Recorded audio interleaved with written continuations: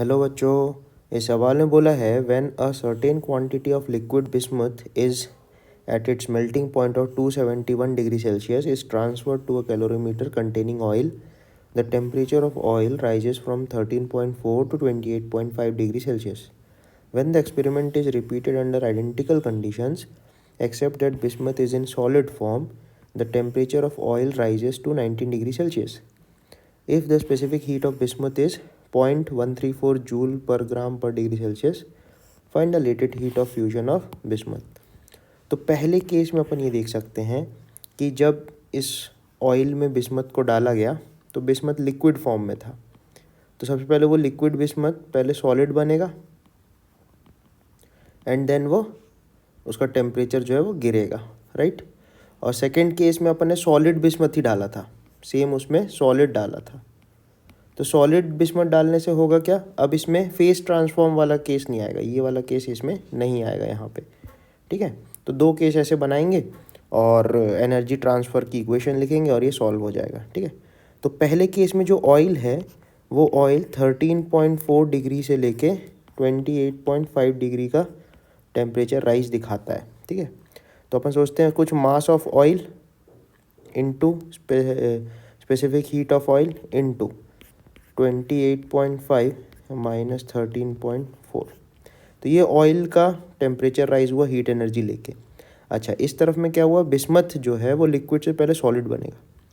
तो mass of bismuth latent heat of bismuth plus mass of bismuth into specific heat of bismuth into, इसको यहाँ से थोड़ा सा मिटा देते हैं,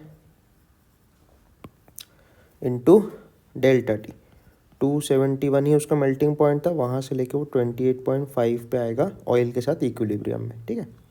अब सेकंड केस में क्या हो रहा है, जब अपन सॉलिड बिस्मथ डाल रहे हैं सेकंड केस, तो सेकंड केस में अपन देखेंगे फिर से वैसे ही mass of oil into specific heat of oil, लेकिन अब की बार टेम्परेचर चेंज हो रहा है 19 डिग्री तक में, मतलब 13.4 से 19 जा रहा है।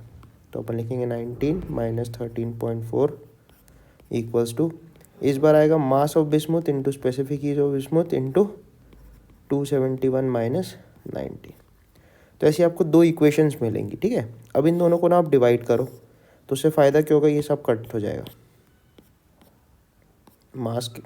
मास ऑफ बिस्मुथ कॉमन लेके अपन कैंसिल आउट कर सकते हैं, राइट।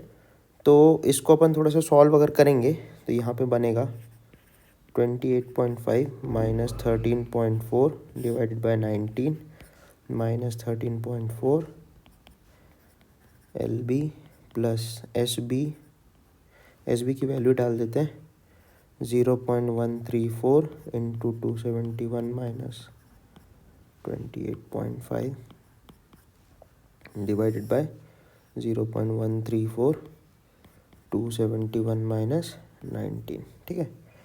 तो ये बन जाएगा 2.696, ये वाली टर्म पूरी ये बन जाएगी, इक्वल्स टू LB प्लस 32.495 बनेगा, डिवाइड में बनेगा 33.768, ठीक है।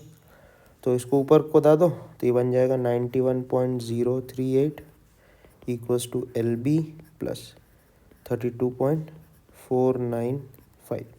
तो यहाँ से LB की वैल्यू आ जाएगी 58.543 जूल्स पर ग्राम। तो ये लेटेंट हीट ऑफ फ्यूजन हो जाएगा अपना बिस्मुथ के लिए, ठीक है। थैंक यू बच्चों।